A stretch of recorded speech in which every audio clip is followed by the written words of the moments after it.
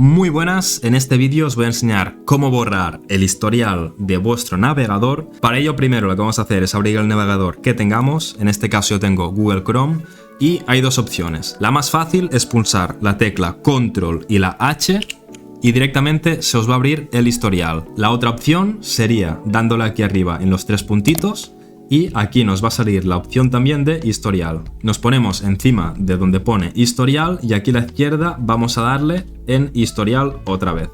Ahí estaría. Pues bien, aquí tenemos el historial abierto. Hay varias opciones de eliminación. Una sería seleccionar uno por uno lo que queremos eliminar. Así seleccionaríamos, por ejemplo, este grupo de aquí, le daríamos aquí eliminar y se quitaría todo esto. Siguiente sería dándole en los tres puntitos si queremos eliminar solo uno y aquí nos sale la opción de eliminar del historial y solo borraríamos este.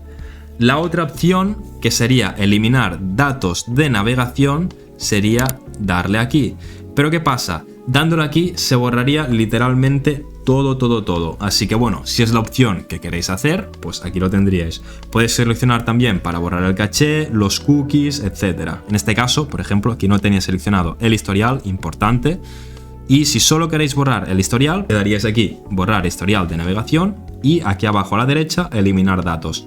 Yo no lo voy a hacer porque no me interesa, pero bueno, si os interesa borrar el historial de vuestro ordenador, sea por lo que sea, así es como se hace. Ya sabéis, es algo muy sencillo, pero también importante si no queréis que alguien vea lo que vosotros habéis visto. Y nada, hasta aquí el tutorial, espero que os haya servido, manita arriba, suscríbete y nos vemos en el siguiente.